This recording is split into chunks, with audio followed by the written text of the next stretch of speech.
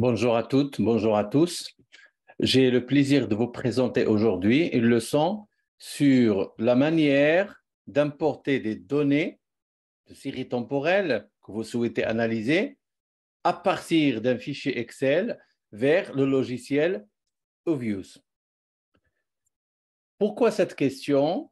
Parce que beaucoup d'étudiants m'ont écrit de France et de l'étranger pour me demander de leur montrer la méthode la plus simple à utiliser pour importer des données.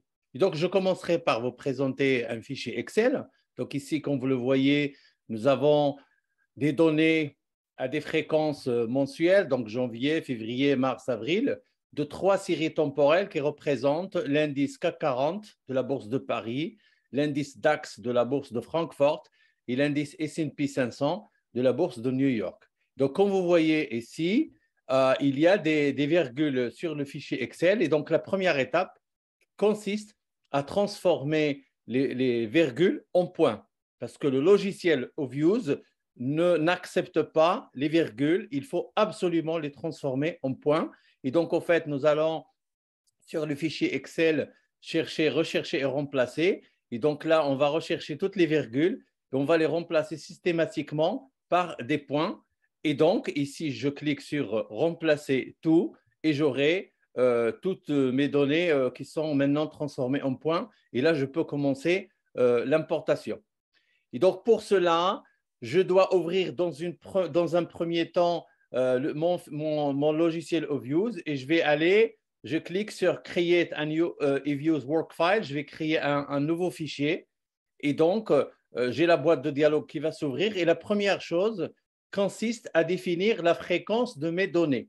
Est-ce que mes données sont journalières? Et dans ce cas, je vais aller sélectionner Daily 5-day week, 5 jours par semaine, ou bien mes données sont hebdomadaires, ou bien mes données sont mensuelles, ou bien trimestrielles, quarterly, ou bien annuelles. Dans notre cas, nous allons sélectionner le monthly parce que nous avons des données mensuelles.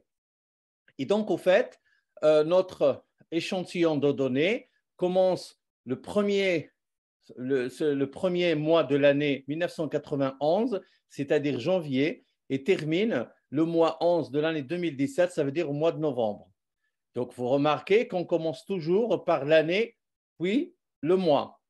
Remarque, s'il s'agit de données journalières, commencez toujours par le mois, ensuite par le jour et enfin par l'année. Je répète, si vous avez des données journalières, commencez toujours par le mois et ensuite le jour du mois et après l'année. Donc, dans notre cas ici, comme il s'agit de données mensuelles, nous commencerons par l'année, puis le mois, et comme ça, Obvious va accepter notre importation de façon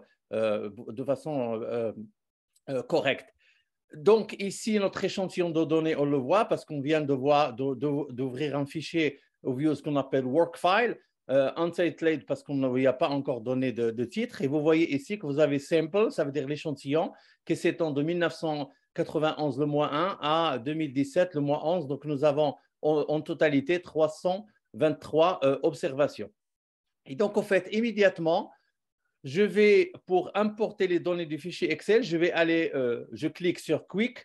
Et ici, vous avez un petit groupe, ça veut dire c'est vide et il faut le remplir. Et donc, on va le remplir par quoi? Par les données que nous devons importer du fichier Excel. Et donc, je vais ici, il y a le groupe qui va s'ouvrir. Et donc, vous voyez ici, c'est la première case. Et donc, sur cette première case, il faudrait que je fasse copier-coller de mon fichier Excel. Et donc, je reviens sur mon fichier Excel. Je vais sélectionner mes données. Donc, ici, dans notre cas, c'est le CAC, le DAX et le S&P. Donc, remarque, je ne sélectionne pas les dates, je sélectionne juste les données des 3 séries temporelles. OK, du début jusqu'à la fin, de toute la totalité de l'échantillon. Et donc, je fais copier et là, je vais faire coller. Et donc, c'est CTRL-V, quoi. Donc, soit je fais CTRL-C pour copier, CTRL-V pour coller. Et donc, là, ou bien en anglais, c'est paste. Et donc, ici, si vous voulez, je viens de copier 3 séries temporelles du CAC, du DAX et du S&P 500. Et donc ici, vous voyez que ça s'appelle respectivement série 1, série 2, série 3. Et donc, là, dans un deuxième temps, je dois renommer ces séries pour leur donner leur vrai nom. Ça veut dire le CAC, le DAX et le S&P 500.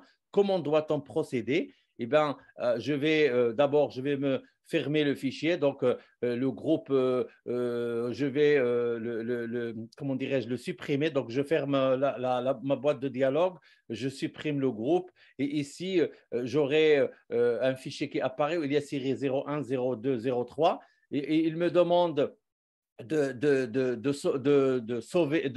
save, enregistrer le fichier. Non, parce que je travaille toujours dessus. Donc, je vais dire cancel et je continue. La deuxième étape, c'est-à-dire je vais donner des noms à la série 1, 2 et 3 respectivement. Et donc ici, je vais sélectionner la série 1 et j'arrive ici, je dis rename, ça veut dire je vais lui donner un nom. Et donc ici, je vais voir série 01 et je vais, à la place de 01, je vais écrire CAC 40 et je vais enregistrer.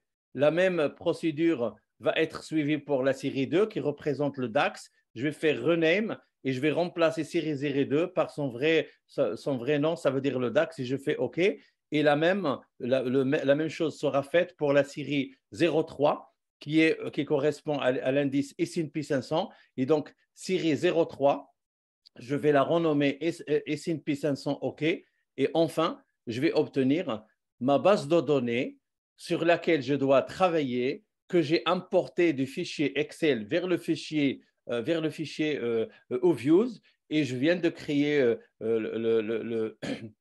cette base de données qui va me servir pour faire l'analyse économétrique. Ça veut dire que je vais, dans un premier temps, tester la stationnarité par des tests de racines unitaires. Je vais effectuer les représentations graphiques.